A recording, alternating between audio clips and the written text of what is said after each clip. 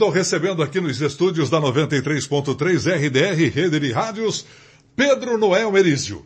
Ele é psicanalista, hipnoterapeuta, escritor, professor. Ele já tem 2 livros lançados e nós vamos, rapidamente, nos próximos minutos, falarmos sobre temas profundos e muito interessantes.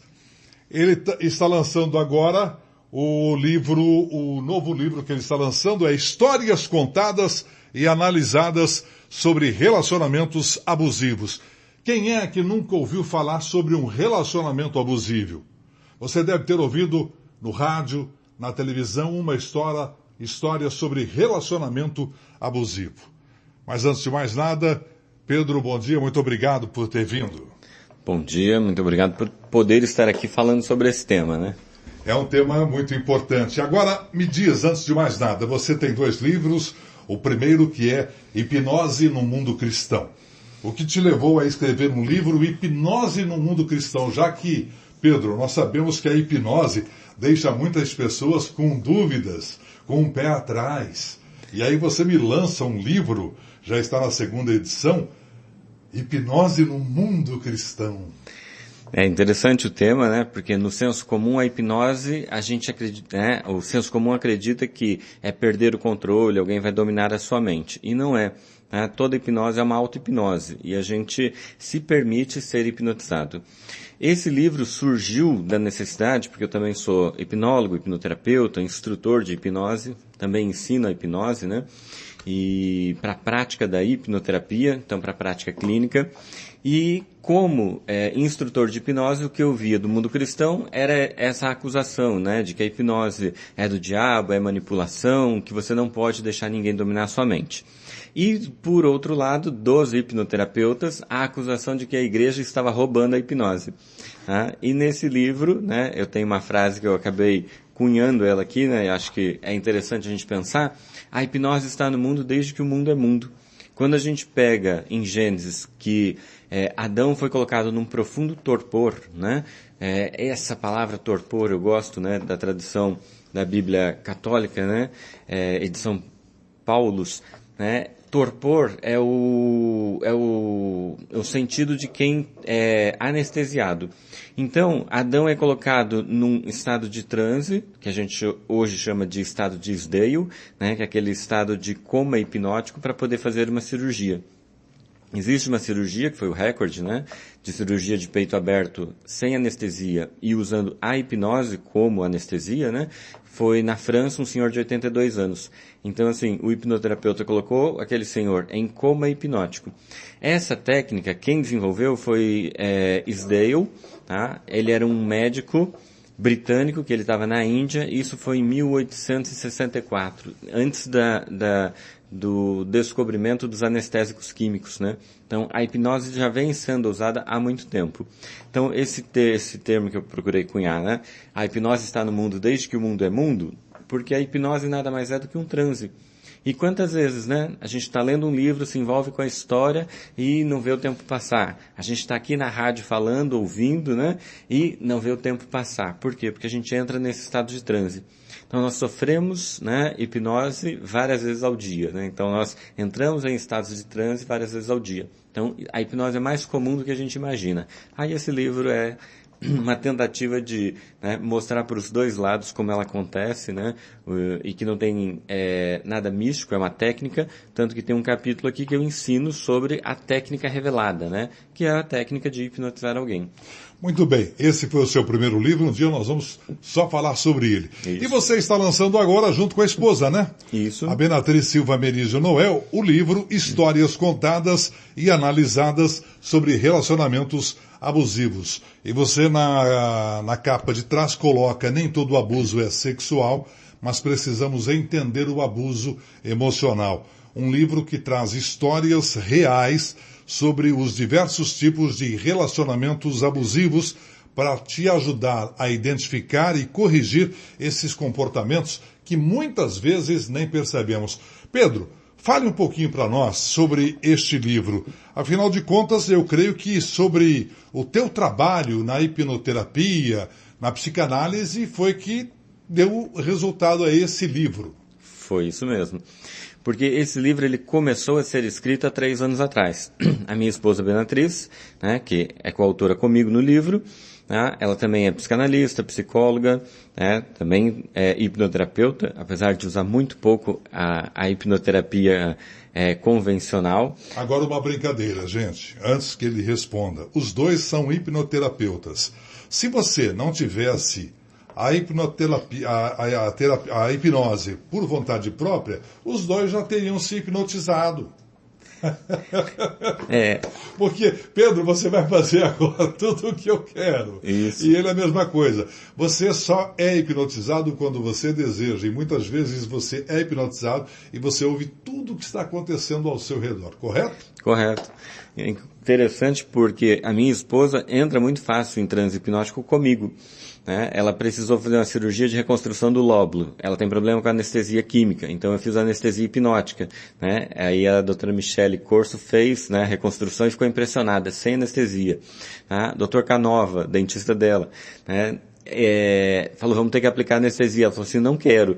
Né? E olhou para mim. Aí naquele momento eu coloquei ela em transe hipnótico, fiz a anestesia hipnótica e aí ele obturou. Ele fez uma obturação no dente e não houve necessidade da anestesia. Da anestesia química. E ela não sentiu dor. Não. Então nesses 2 casos, né, que eu posso citar, eu hipnotizei ela porque ela queria e foi feita essa anestesia hipnótica e correu super bem, né? Os dois procedimentos. Muito legal.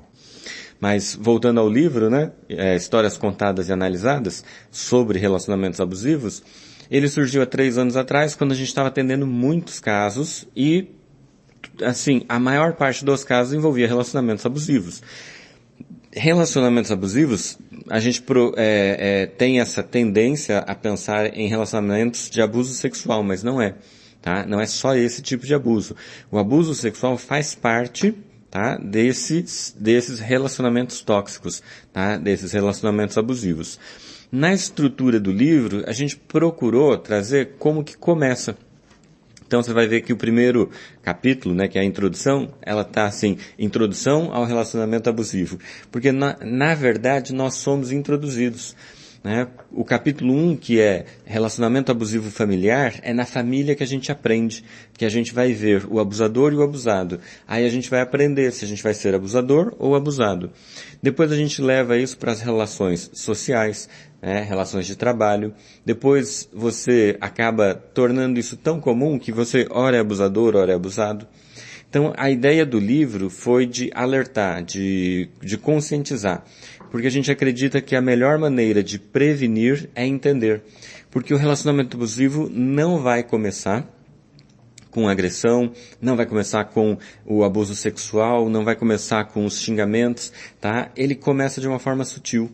E não é uma explosão de raiva, não é um momento. Ele é contínuo e ele é crescente. Então é quando aquele marido abusivo começa a desdenhar da esposa, né, olhar para outras, fazer comparação, aí ele começa a chamar de burra, começa a chamar de forma pejorativa, aí começa a vir aqueles empurrões, tapinha na cabeça, e tudo parece que é de uma forma inofensiva, né, mas vai crescendo, crescendo, crescendo, até chegar, né, em relacionamentos terríveis, né, pesados, onde a gente tem informações, conhecimento, notícias, né, de até crimes, né. Um dos capítulos, inclusive, que é sobre tráfico de pessoas, né, sobre tráfico humano, mostra isso, o relacionamento abusivo criminoso. Então, as pessoas que têm o padrão de comportamento de serem abusados ficam mais vulneráveis, né, aos abusadores, inclusive até chegar nesse ponto de serem traficadas, de serem exploradas, né. Então, é um livro para leigos, tá? Não é nada muito técnico. As histórias são histórias de consultório. Nós procuramos mesclar 3, 4 histórias por capítulo. Então, muitas vezes as pessoas leem o livro e mandam mensagem pra gente. Ah, vocês contaram a minha história, tá? Só que não estou contando a história específica de alguém, tá? São características, são modus operandi que esses relacionamentos têm. Então, quando a gente faz essa condensação, as pessoas se veem mesmo nas histórias e acabam percebendo e falando, caramba, então eu vivo isso. Na introdução tem um questionário para você saber se você está num relacionamento abusivo, né? Ali vai te dar indícios, pontos para você observar. E no capítulo 7, que seria reconhecer, tratar e transformar, é um capítulo para o abusador. Ele vai então refletir, analisar os pontos que nós colocamos ali, para verificar onde ele está sendo abusador. Então é um livro para a gente reconhecer tanto abusadores como abusados, tá? Entender como que funciona esse ciclo de abusos e como sair dele. Porque uma característica do abusado ou desse ciclo de abusos, né, é que o abusador vai isolando ele socialmente, familiarmente, né, vai denegrindo, vai tirando as forças dele. Aí quando a gente fala em forças, podemos pensar em psicológicas, financeiras, né? Então, histórias assim que você não precisa trabalhar, porque a partir de agora eu vou te sustentar. Você não precisa mais ter contato com a sua família, né? Porque eles não te valorizam, né? Eu não quero que você saia com esses seus amigos, com essas suas amigas, porque eles não são uma boa influência para você. E quando a pessoa, na condição de abusado, né, percebe isso, ela já está totalmente isolada, sem ter para quem pedir ajuda. Estamos conversando com Pedro Noel Merizio, psicanalista, hipnoterapeuta, escritor, professor. Quando você citou que começa na família, em casa, e ali é o abusador, o abusado. Por exemplo, então em uma família o pai seria o abusador. A criança vai crescendo e vendo o pai abusando verbalmente, e esse verbal pode passar a agressões. Essas agressões vai chegar a um ponto em que aquela criança vai crescer vendo agressividade dentro de casa, impropérios, palavrões. Ele pode ser igual ao pai ou ele pode cortar este mal? Ele pode não ser igual? Pode, né? É o que a psicanálise trabalha e pensa e é o nosso objetivo, a ressignificação. É o olhar e dar um novo sentido, tá? É interessante quando a gente estava escrevendo o livro Hipnose do Mundo Cristão. Do mundo cristão existe uma forma de falar que chama maldição hereditária.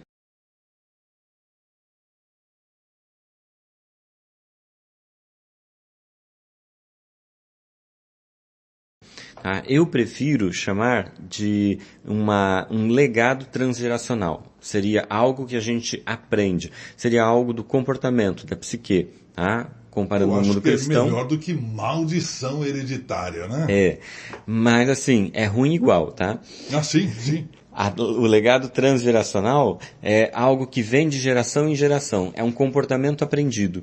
Tá? É igual aquela história da mulher que vai cozinhar a peça de lagarto em São Paulo, Costa Branca aqui no Paraná, né? Me corrija se eu estiver errado. Perfeito. Aí a mulher cortava as pontas da peça para poder pôr na panela e cozinhar. E desperdiçava as pontas, né, da carne. E o marido vendo aquilo falou assim, mulher, por que você faz isso? Está desperdiçando carne, né? E aí ela falou assim, mas eu aprendi com a minha mãe, tem que ser assim. Aí ele foi falar com a sogra, que negócio é esse, né, de cortar as pontas do lagarto, né? E aí a sogra falou, mas eu aprendi com a minha mãe. Não, vamos falar com a avó. Vó, por que tem que desprezar as pontas do lagarto? E a avó falou assim, né, quem disse que tem que desprezar as pontas do lagarto? A minha esposa, né, filha da sua filha, falou que aprendeu, né, e essa informação vem da senhora. Ela falou assim, não, é que quando elas eram pequenas não tinha uma panela grande para pôr inteiro, então eu cortava as pontas.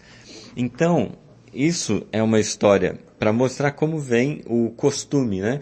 Como vem esse legado passando de geração em geração. As crianças viam a mãe cortar a ponta da peça de carne porque não cabia tudo na panela. Isso. E uma foi passando para outra de que cortava porque não era boa. Tinha que cortar, né? Então uma foi passando para outra aquilo. E aí é interessante porque quando esse marido percebe e se incomoda, ele fala assim, peraí, mas eu não trago isso, eu trago outra informação, tá? E aí então lançar o olhar sobre isso, que sempre esteve ali. E é verdade, eu nunca me perguntei por que eu corto as pontas. E quando a gente pergunta, agora a gente tem a escolha. Tá? E a psicanálise a gente entende que é o desejo, que é a escolha. Então, se ele tiver o desejo de mudar, ele vai mudar. Se ele tiver o desejo de melhorar, ele vai melhorar. Se ele tiver o desejo de transformar, ele vai transformar. E aí, então, Às vezes, a gente precisa de uma ajuda para enxergar aqueles pontos cegos, né? Onde a gente não está vendo. Como eu também atendi um caso de uma menina, de uma mulher, né? Que quando ela era criança, a mãe dela, casada com um homem violento e alcoólatra, ele chegava em casa, pegava as panelas em cima do fogão, jogava no quintal, fazia aquela bagunça, né? E falava que ela não sabia cozinhar, que a comida era uma droga. A filha acaba se casando com um marido, com um homem igual ao pai, que fazia a mesma coisa. E quando na clínica a gente vai tratar isso, quando vai entender o processo, por quê? Ela já viu o pai fazer isso. Por que ela escolhe um homem igual? Quando o pai fazia isso, a mãe, para proteger, acolhia ela, trazia para perto e falava assim, não filha, fica tranquila, o papai só faz isso porque ele gosta da mamãe. Ele só quer que a mamãe seja melhor, que a mamãe cozinhe melhor, né? Então, ela entendeu que isso é amor. E aí, quando ela vai casar, ela procura o quê? Um homem que faça igual para entender. Ele me ama. Então, olha que interessante. Quando eu digo interessante, não quer dizer que é bom. Para nós na clínica, é interessante a gente olhar e analisar. Mas como é interessante a forma como ela aprendeu o que é amor. Nesse livro a gente vai falar sobre as personalidades sombrias, tá? A tríade da personalidade sombria, narcisistas, psicopatas e maquiavélicos, tá? Não podia deixar de fora de citar, né, o sádico. Por quê? Porque essas personalidades têm maior tendência a serem abusadores. Rapidamente, vamos para você que está nos ouvindo agora. Eu queria que você, rapidamente, Pedro, me falasse sobre esta tríade. Uma característica de cada um destes personagens da tríade. E depois você deixou o quarto personagem que não entrou, que é o sádico. Você que está nos ouvindo agora, atenção ao fato. Será que você pode ser um desses? Na psicologia, a psicologia vai tratar com uma tríade, tá? Das personalidades sombrias. O maquiavélico, o psicopata e o narcisista. Quem é o maquiavélico? O maquiavélico é aquele que pensa na situação, tá? Ele não vai agir com impulso como o psicopata, tá? Então é aquele que toma decisões, que ele faz premeditado, pensado e que é aquele cara que não dá ponto sem nó. O psicopata, ele tem sentimentos, ao contrário do que a maioria das pessoas fala, né? O psicopata não tem sentimento. Ele tem, mas o sentimento dele é para ele. Ele não se importa com o outro é só um caminho para ele obter o que ele quer, o desejo dele. Só que os psicopatas tendem a ser impulsivos. O narcisista é aquele que as pessoas erroneamente falam assim, ele quer que as pessoas amem ele. O narcisista, ele também tem um problema, ele não sabe o que é amor. Como ele não sabe o que é amor, ele, essa pulsão que a gente fala em psicanálise, né? Esse desejo que ele tem vai não encontrando objeto, se volta para ele. Como ele não entende de amor, ele quer mais uma idolatria, ele quer luzes, holofote, confete. Então, o narcisista, ele não ama ninguém, nem a ele mesmo. Quando, né, o narcisista, ele está muito em alta, está se falando muito, né? Eu digo até que o psicopata saiu de moda, entrou o narcisista. Mas os pais narcisistas, né, eles tendem a escolher aquele filho. O forte vai ser narcisista como ele, um abusador. E o fraco vai ser um codependente, vai ser um abusado. Então, para o narcisista, né, ter um filho doente, um filho bipolar, um filho, né, autista. Por quê? Porque ele vai falar assim, olha só como eu sofro, olha só como eu... Lembra, ele quer holofote, ele quer luzes. Ele quer chamar a atenção sobre o problema do filho. E aí... Então o filho dele, por exemplo, é um autista e ele quer chamar a atenção toda para ele. Isso é um narcisista. Isso, ele acaba usando esse filho. Não estou aqui, não né, generalizando. Claro que tem pais muito cuidadosos, pais Existem centenas de pais sim, assim. Mas existe aquele caso... Como eu tive na clínica, né, uma mãe narcisista que levava o filho, né, depois de uma separação, levava o filho para fazer tratamento, porque ele estava com ideação suicida. Tratando o menino, eu comecei a perceber, opa, peraí, ela veio e me contou uma história que o problema é o pai. O menino contando, eu estou percebendo, o problema é a mãe. Tá? Os narcisistas detestam ser descobertos. Tá? E quando são? Quando são, o que acontece? Ela, olha que fantástico, né? Ali... na recepção, ela ficava fazendo fotos, né?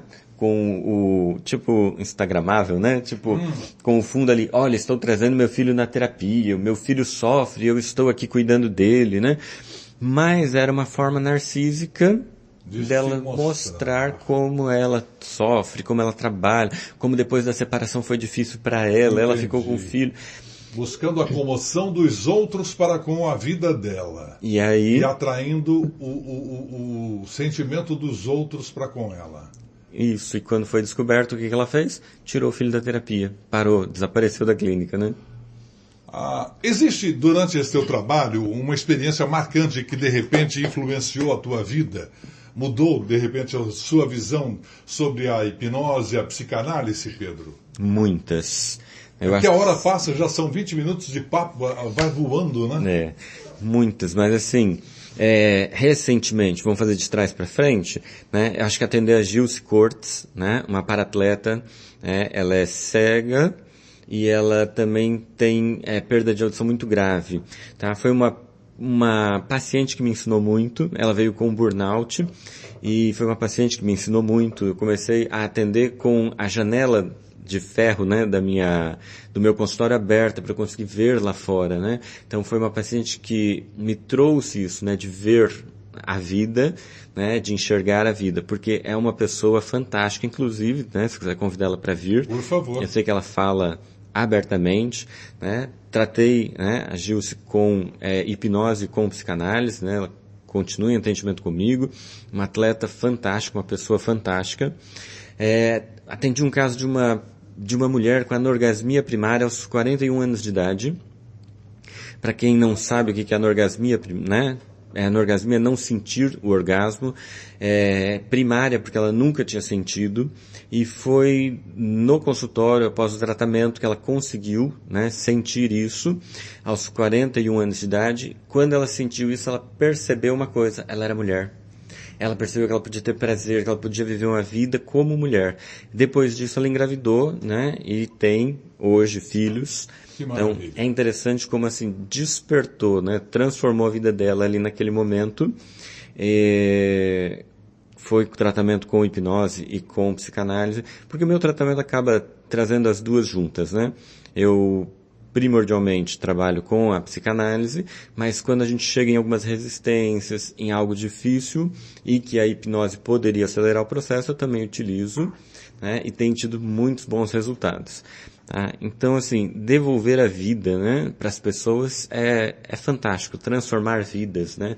Então, tudo isso impacta, né? E é dia a dia, é uma construção. A gente muitas vezes não quer acreditar, mas a educação que recebemos, muitas vezes lá na infância, pode repercutir hoje na maturidade e até na terceira, quarta, quinta idade, né? Sim. A infância a gente vai levar até o fim da vida, né? Então, na psicanálise, a gente entende que o complexo de Édipo, né, é o núcleo das neuroses. A gente vai passar isso lá pelos 3 a 5 anos de idade e vai levar até o fim da vida. A base do nosso caráter, que foi composta ali até mais ou menos 6 anos de idade, é a base que a gente vai levar até o fim da vida. O caráter vai ser transformado, moldado, evoluído até o fim da vida. Mas tem uma base que a gente ouviu, aprendeu, né, entendeu, interpretou e que a gente vai trazer.